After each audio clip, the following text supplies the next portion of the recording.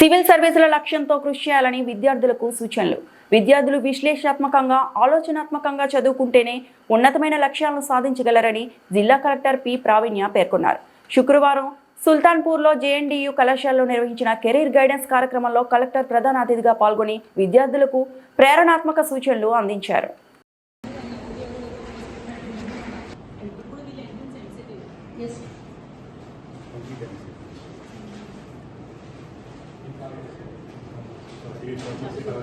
Today, drones are something that we have actively pushed in the agriculture sector.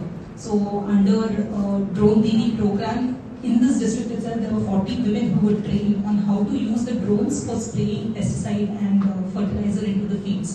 Now, this we want to integrate it further so that in cases of disaster management, we are able to use payload drones to deliver, say, medicines, food in cases which are cut off. We also want to use it during surveillance when there are some religious activities or some festivals which are happening.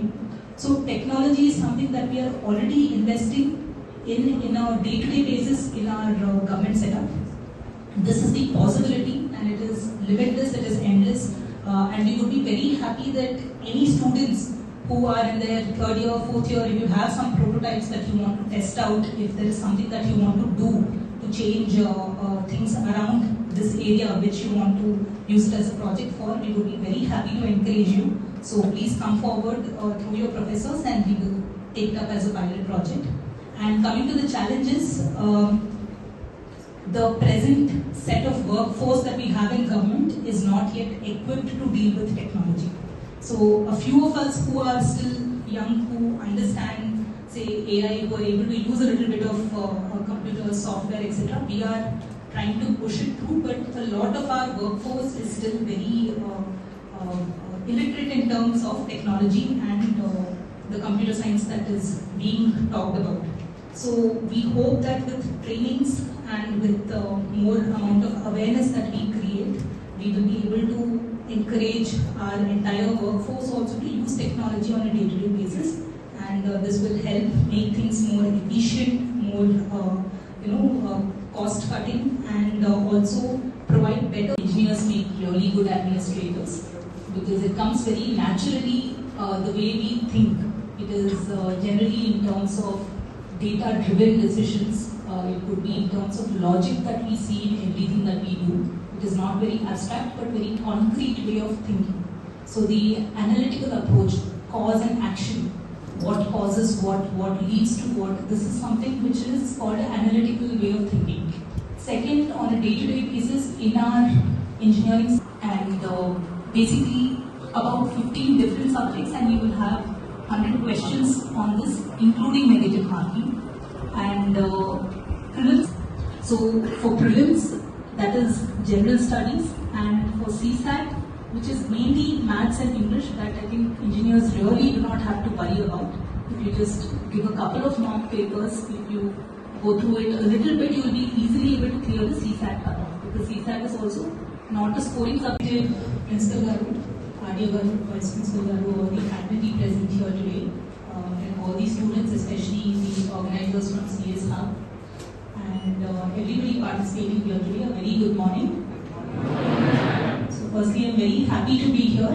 I'm glad that Venkat and Mithil, they dropped by my office randomly one day evening, and they requested me if I could come and speak to all of you about civil services or any career paths that you have in mind.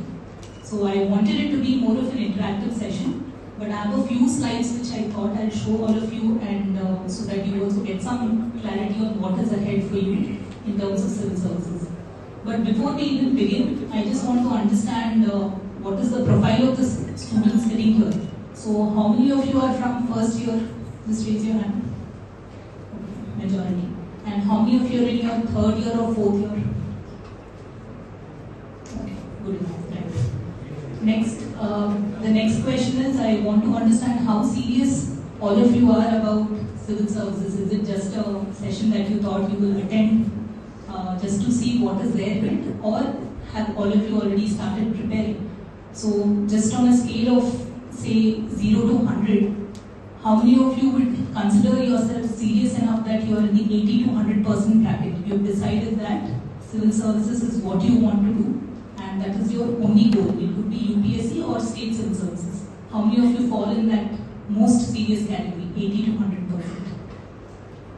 Can I see the hands raising higher up, because confidence untene at that point? Okay. So how many of you are here just to see what all of this is about? 0 to 20% ఎంతమంది ఉన్నారు? Okay. So majority of you do not know where you stand. You are not sure whether to take this up as a career option or no, but somewhere you want us each.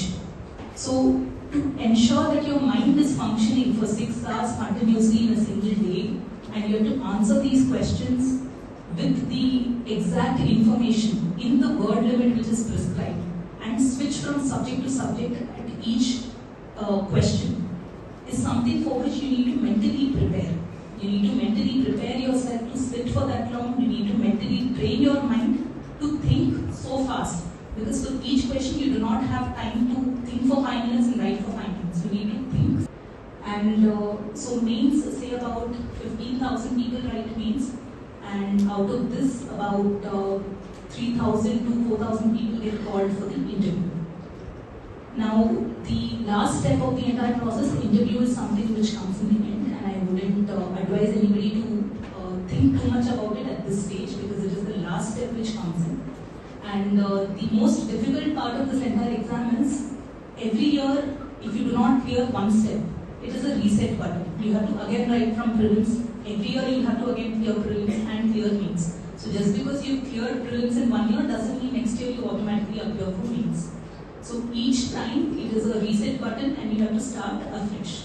So interview, I wouldn't really say anybody needs to think about it right now. When you reach that stage, you can cross that bridge at that point. And in the entire exam, the most important aspect is that you need to have clarity in the concepts that you're reading. You should be able to clearly write your answers, understanding the nature of the question and putting forward what is it that you are trying to explain in the limited number of words. And you should be able to adapt to the type of questions which are coming forward to you. So these are certain key traits which are there in the entire 3 steps of the exam. Next. Will allow you into the civil services. But if you do your mains really well and you do your interview also really well, you are definitely in the IAS or the IPS or the IRS. So it all depends on your mains. If you do your mains badly and you do your interview really well also, you won't make it to the final list. So the mains is where your entire rank or whether you get into the services or not is decided. So it is a very important step in the entire exam. And a very huge mistake that a lot of people make is they all start preparing for prelims and they forget that there is a mains to prepare for.